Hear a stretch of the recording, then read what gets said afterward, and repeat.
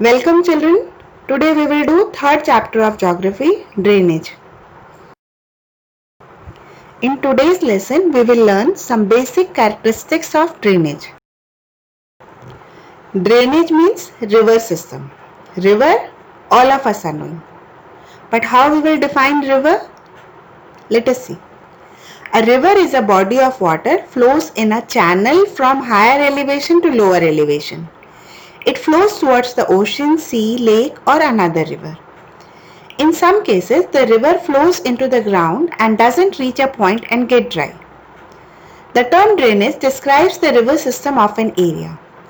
A river system, also known as the drainage system, are the patterns formed by the streams, rivers and lakes in a particular drainage basin.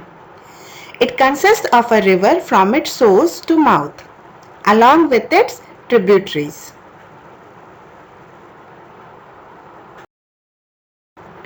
The area drained by a single river system is called a drainage basin. It means the river system along with its catchment area. Catchment area is an area of land where precipitation collects and drains off into a common outlet such as a river, bay or other body of water. Each river system has a drainage basin. Drainage basin often has a well-defined boundaries. The line that separates the two adjacent drainage basins is called a drainage divides. Drainage divides are very often steep mountain ranges or hills. When rain falls on one side of the divide, it will flow into a particular drainage basin. If it falls into the opposite side of the divide, it will flow into different drainage basins. The streams within a drainage basin form a specific patterns depending on the slope of the land, underlying rock structure and the climatic conditions of the area. These are dendritic, rectangular, radial and trellis pattern. A dendritic pattern develops relatively on uniform bedrock where the river channel follows the slope of the terrain. The stream with its tributaries resembles the branches of the tree. The radial pattern develops on the isolated volcanic cones or domes when streams flow in different directions from a central peak or dome-like structure. A rectangular pattern develops on highly jointed rocks. A trellis pattern develops in areas where hard and soft rocks exist parallel to each other.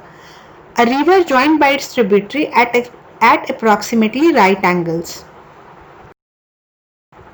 A river system consists of a river source, place where river originates, river course, its path that is from source to mouth divided into three parts, upper course, middle course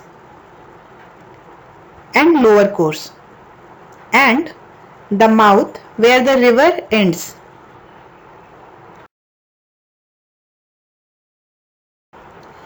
The river course is divided into three segments. Upper course known as source zone, middle course known as transition zone and lower course known as floodplain zone. In the upper course, the headwater stream swiftly flows down steep mountain slopes and cut deep. Gorge, V-shaped valleys, waterfall and rapids occur in this zone. In this zone, river mainly perform erosional activity. As a river leaves the hilly areas and enter into a plain, its middle course starts. The slope of the river bed is less on a plain. Hence, the speed of the current is also less compared to the upper course. The river is fed by many tributaries and its volume of water increases. Many small streams or rivers join the main streams to flow down gentle slopes. Towards the lower part of the plain course, the slope of the riverbed becomes still less. The speed of the current also decreases. It can hardly erode and transport at this stage. The additional sediments carried by the river during the floods are deposited in this part. River channel widen as coalescing rivers start to meander. The main activity in this zone is transportation. The last part of a river near its mouth is called the lower course. In this part, the slope of the river bed is not very steep. The current is also very slow. Deposition is the main activity of a river at this stage.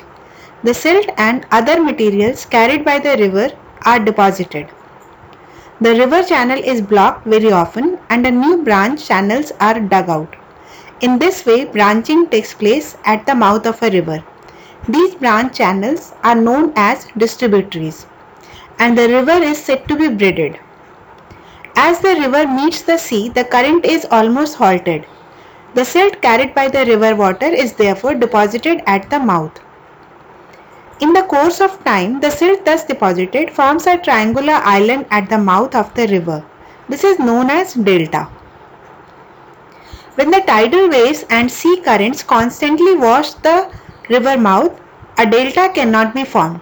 Such a free mouth of a river is called an estuary.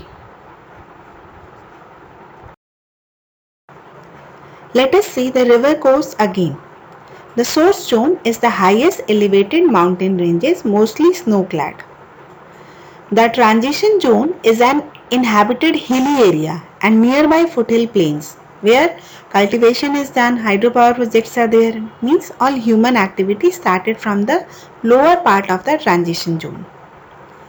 Floodplain zone is a plain, densely populated area, intensive agricultural activity and dense urbanizations are in floodplain zone. So today we learned the basic features of the drainage. In the next class, we will do the drainage system in India. Thank you and have a beautiful day. Stay blessed and listen to your parents.